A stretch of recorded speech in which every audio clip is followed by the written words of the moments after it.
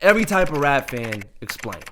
The casual. Unfortunately, 80% of you will fall into this archetype. The common plebs that listen to the most popular things out, no matter what they are. Casuals are either old or out of touch or just have no personality. They get most of their songs from parties, TikTok, and rap caviar. Safe, bland, inoffensive. Like I'm talking about white Air Forces with Levi jeans and a casual hoodie. No graphic print on top. Or in rap terms, Post Malone, Drake, and Travis Scott. Nobody really hates them or likes them. Casuals are just sort of there. But if you're one of the 20% of non-casuals watching this video, then you almost certainly fall into one of these 6 rap fan archetypes.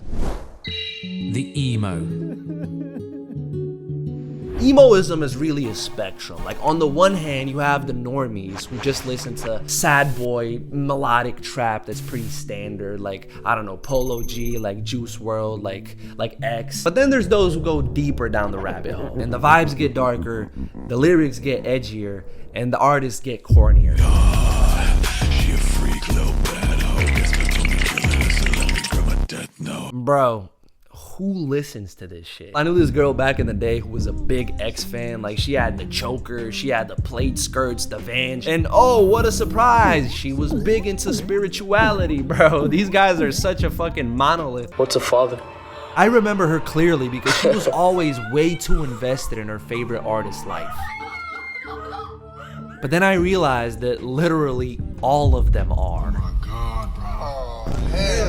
And when these artists die, the obsession doesn't stop. It just gets stronger. These guys have no clue what personal boundaries mean. Bro, just take inspiration from the next archetype. The hustler. This is an archetype all of you know, and it includes a wide range of individuals. This could be your D1 quarterback, this could be your local gym bro with a failing crypto portfolio, or it could be like a real deal street dude that's involved in some serious criminal activity. Young boy can't bet like they left him for dead. All these guys have one thing in common. They just love plain standard trap. That means hard-hitting bass, loud-ass hi-hats that go like lyrics about street shit like money, drugs, bitches. Play this to your granny and she'll have a fucking heart attack. This is the kind of music that'll have you throwing up unrecognizable gang signs alone in your room on a Wednesday afternoon. Stop, I'm sorry. I'm not gang affiliated. I'm so sorry. Hype like you just took on the NBA champion Piston squad by yourself and beat them to go to the finals at 21 years old? What? Oh wait, somebody already did that. Magnificent King LeBron James. That's why he's the greatest to ever touch a fucking basketball. What? Alright, the easiest way to recognize these guys' favorite artists is off the name. It's always the most clunky, non-marketable shit. Bossman D-Lo, NBA Youngboy, OMB Bankroll.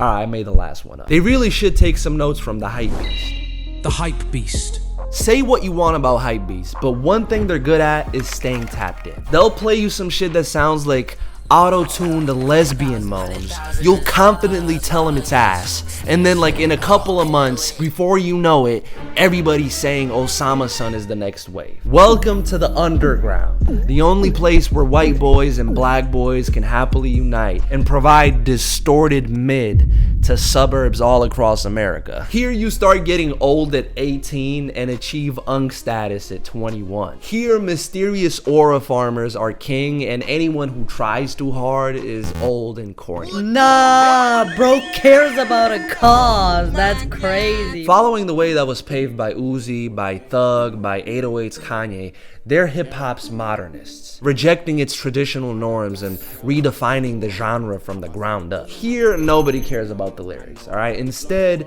catchy melodies, wavy flows, and trendy production are what you want. They're tapped in this transcends hip-hop and also penetrates into fashion. They be putting that shit on, bro.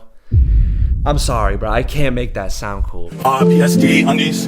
I went crop on those as well. Went Prada on the boots. Super cool handbag by Louis Vuitton. It's one of the one-of-one collection.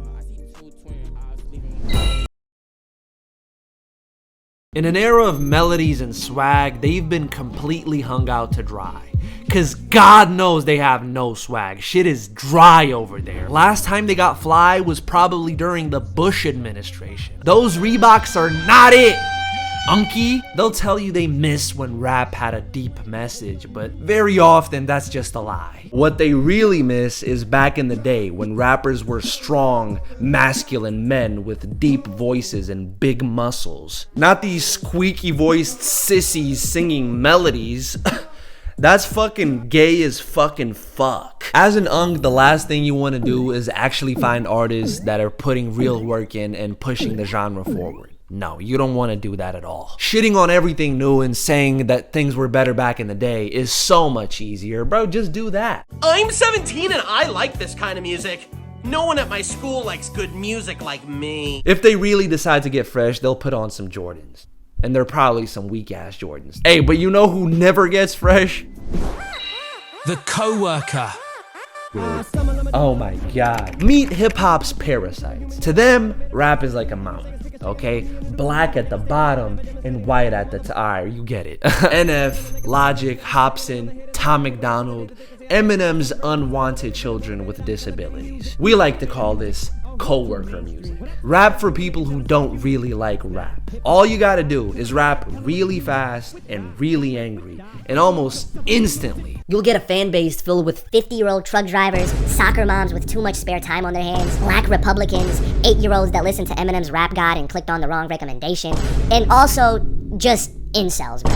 This is a really sad group of individuals. I mean, the only place you'd find a higher concentration of losers is one of those esports stadiums where they play Fortnite at. Instead of simply enjoying the music they actually like, I don't know, country, rock, heavy metal, they've infiltrated rap culture to tell everybody just how bad and dangerous it is.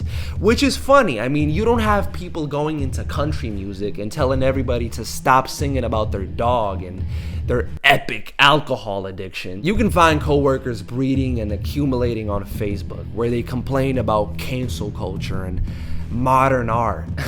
Oh, look at this one. It's a gold gun. This is what real art looks like, not those bananas they stick to a wall. Oh, what is this?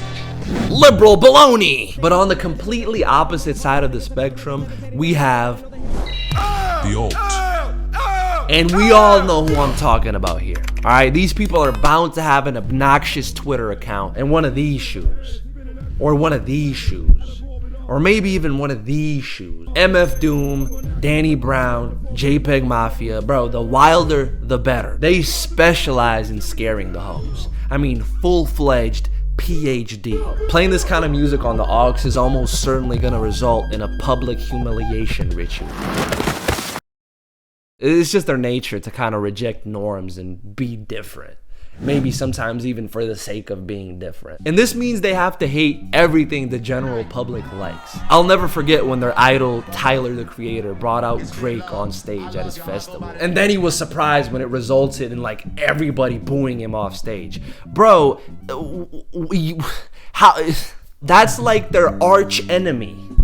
What the fuck? That was never gonna fly. They don't like Drake. They'd much rather listen to an underground experimental rock band with 46 monthly listeners. They are rap's designated weirdos. And between the radical politics, the condescending tone, and the pretentious music taste, Jesus, they're the easiest to hate. But every art form needs them, and hip-hop needs them the most.